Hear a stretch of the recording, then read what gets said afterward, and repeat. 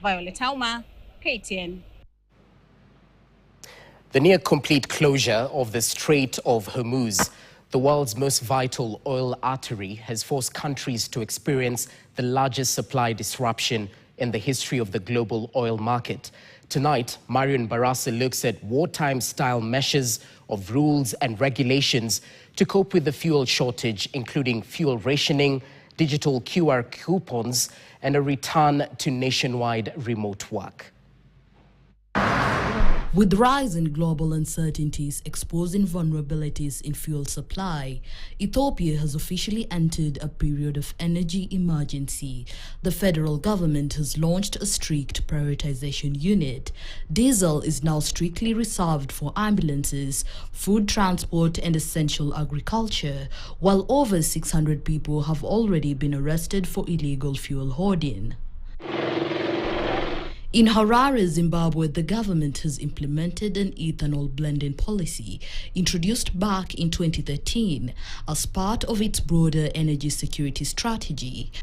Manufacturers have increased production of ethanol through locally produced sugarcane ethanol from 5% to 20%, with imported petrol to stretch its fuel reserves. The move will reduce reliance on imported petroleum products and increase the proportion of locally produced fuel available in the national supply chain.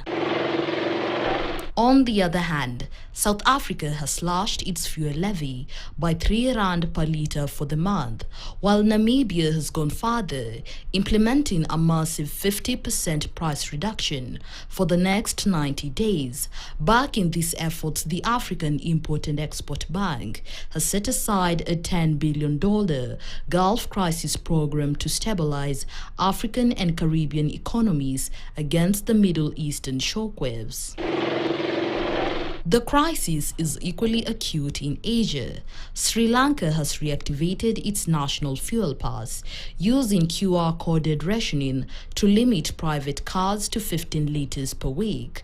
Bangladesh has followed suit, enforcing a similar strict limitation to protect its agricultural sector and prevent a secondary food crisis. But as the world's industrial engines are fighting with massive fiscal injections and the deployment of historic reserves, Japan has authorized the release of a record 80 million barrels from its national reserves, pivoting procurement toward the US and Saudi Arabia's Red Sea ports. In the Asian region, the focus has shifted from finding more fuel to using less. Thailand and Vietnam have enforced strict work-from-home protocols for non-essential government sectors, effectively removing millions of vehicles from the road to preserve fuel. Philippines President Ferdinand Marcos Jr. has declared a state of national energy emergency, allowing the nation to use cheaper, higher polluting fuel alternatives, and has activated a 20 billion peso fund to stockpile 2 million barrels of refined products. And in Indonesia, the country has begun energy austerity measures.